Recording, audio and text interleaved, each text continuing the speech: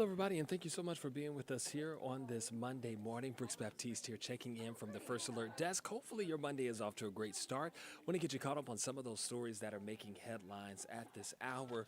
Want to begin with the 1 year mark of that BioLab chemical fire that I'm sure many of us remember, walking out into a plume of smoke, really, in a lot of parts of the metro Atlanta area, depending on where you are. Well, it's been 1 year since that, and this all stemmed from a chemical fire at the BioLab facility and that plant in Conyers. Atlanta News First Sarah Hammond has more. In Conyers, a year after that fire prompted several thousand people to have to shelter in place, some had to evacuate. This fire also prompted lawsuits, health studies, and BioLab's partial closure here in Conyers. Federal officials say the fire started when chemicals stored in the warehouse came in contact with water, causing this plume of smoke to fill the sky. Several lawsuits were filed against BioLab, including one brought by Rockdale County. In April, OSHA cited BioLab for 6 violations and hit them with a $61,000 fine. And earlier this year, the Morehouse School of Medicine launched a 3-year study to look at the impacts of the potentially toxic fumes on the community here. And in May, BioLab decided to close the manufacturing branch of its Conyers facility after they were met with strong reactions from the community. We often think, should that type of plant be in the middle of a city like that? Should it have been outside in the outskirts or something like that? This was not the first fire reported here at the facility. There was one in 2004 and in 2020. This fire had many in the community asking why it was built so close to where they live and work every day. In Conyers, Sarah Hammond for Atlanta News First. Yeah, many people still have a lot of questions about why that even happened. Of course, the BioLab facility had to be shut down. That Conyers plant was shut down some time ago. Again, still several pending lawsuits that are there. Of course, we'll keep you posted as we learn more about that now that we have passed that 1 year mark. Also, a story that we're watching right now is out of Gwinnett County, where an off-duty deputy was shot and killed in her own home in Forsyth County. Her son was also shot. And Atlanta News First Don Shipman is with the First Alert Breaking News Tracker just outside the Gwinnett County Sheriff's Office in Lawrenceville with more. Authorities say that the boy ran to the neighbor's house. He was bloodied and suffering from multiple gunshot wounds. And when deputies got there, they discovered his mother in an upstairs bedroom of their home. The deputy's home is located in a townhome community in Forsyth County. The sheriff's office says that the off-duty deputy from Gwinnett County and her boyfriend were in an argument when the boyfriend began shooting. When deputies arrived at the home, they found the off-duty Gwinnett County deputy dead inside that home. Now, the suspect had fled the scene, but detectives tracked him to Monroe County, where he was arrested after a brief chase on I-75. He's identified as Eric Sumner of Suwanee, 43 years old. He's facing several charges, including murder and intent to murder. Gwinnett County has yet to release the deputy's name, but we did talk with the neighborhood HOA president, who says that the deputy had lived in that home since 2017. The deputy's son still in the hospital this morning. He's listed in stable condition. We're outside the Gwinnett County Sheriff's Office. Don Shipman, Atlanta News First. Just a terrible and disturbing story there out of Gwinnett County.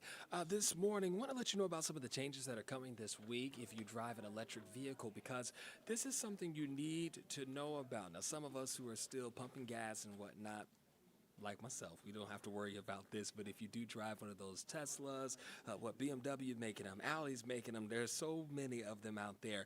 Today is the final day that Peach Pass customers who drive an EV will have the opportunity to ride for free in the I-85 high occupancy toll lanes. All right, so for those of you who are familiar with this, let's kind of get you all caught up on what you need to know right here. And really, this is for a lot of the people who utilize these express lanes, but may have some questions about if this is going to impact them. So starting tomorrow, alternative fuel vehicles will have to pay tolls on I-85 unless they are able to meet those carpool requirements through the Peach Pass Verify app. A federal exemption that is expiring also means today is the final day for EV drivers to be able to use all HOV lanes with only one person in the car. So if you have one of those electric vehicles, you need to know about this because, yes, that means you could receive a fine if you are in violation of these new rules that have now gone into effect. All right, last story of the day. We've got to talk about National Coffee Day. Many of you who drink coffee would love to hear this. There are many people that are going to, or many companies, I should say, that are going to be offering you some coffee out there today for free. So let's give you a rundown of who is going to be giving you all that good stuff. Lots of deals to celebrate the highly caffeinated day. We're told that you can get a free medium, hot, or iced coffee from Dunkin' when you order with its app. Also, Krispy Kreme going to be giving away a free medium, hot, or iced coffee and a free donut of your choice. And last but certainly not least, Starbucks going to give you 100 bonus points in its app if you order a brewed coffee of any size. And as we give you a live look on this National Coffee Day, I don't know, you probably need the iced coffee for just a little while longer. First Alert meteorologist Rodney Harris is here to let me know if I know what I'm talking about, but I think I might know what I'm talking about because, Rodney, this past weekend was just ungodly hot out there. Covered, but I tell you what, Brooks, you might need to switch to some hot coffee by the end of the week. I like that. I like the way that sounds. It's October, why not? It's about time, right? Happy, what did you say is National Coffee Day? National Coffee Day. All right, happy National Coffee Day to you, everybody. We got a lot happening in our forecast, so we're going to get to it. You can already see, if you look at that live camera, that we are seeing quite a few clouds out there. Brooks, this morning, man, it was mostly clear.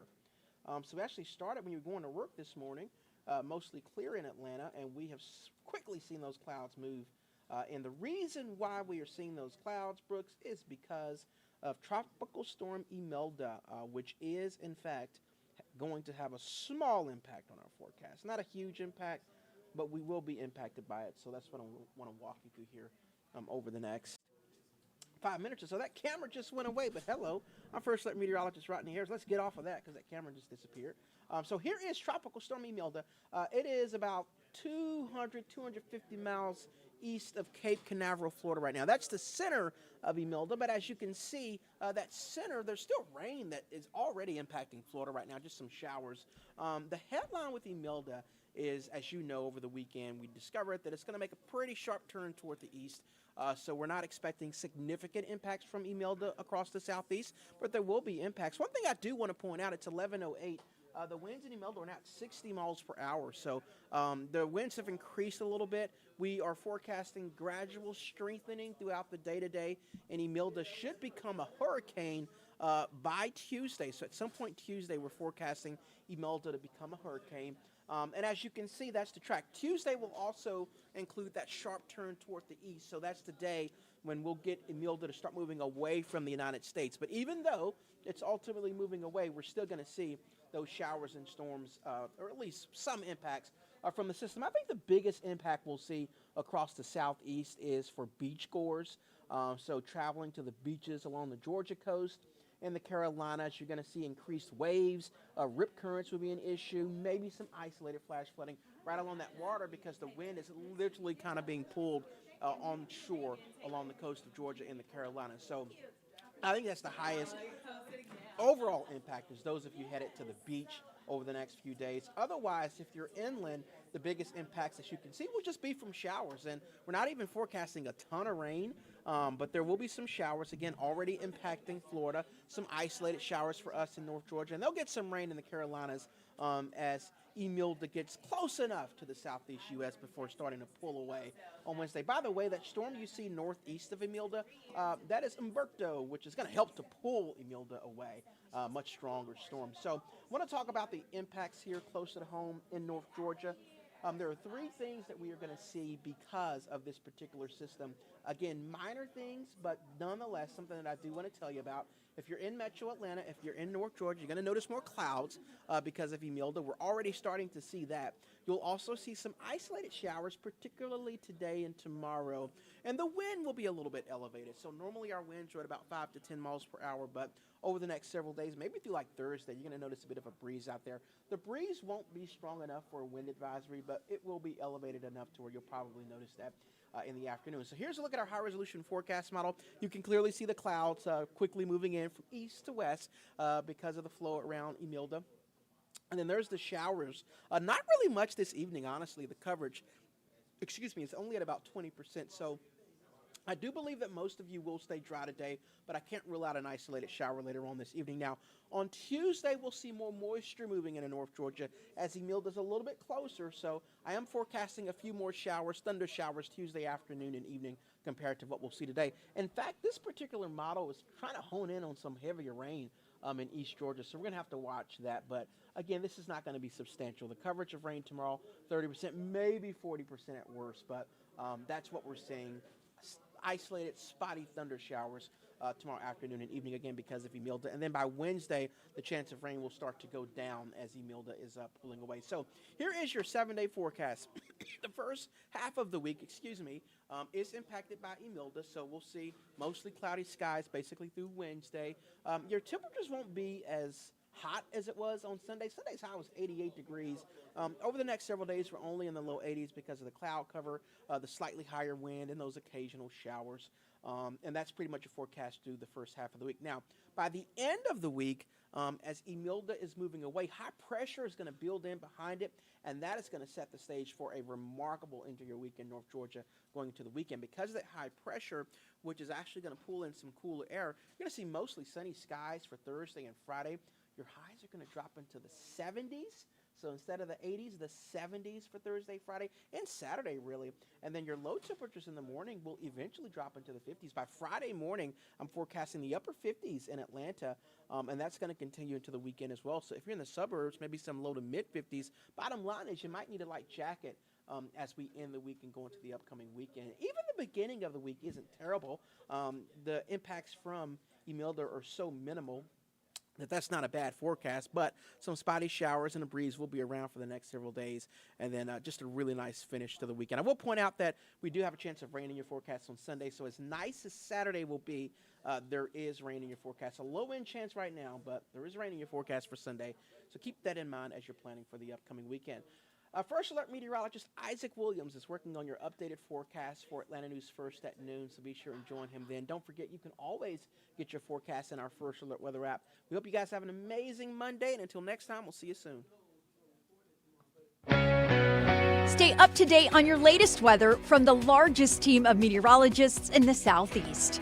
Download the First Alert weather app for hour-by-hour forecasts and join us every weekday at 11:30 a.m. on ANF+. You can also text weather to the number on your screen, and we'll send a link directly to your cell phone.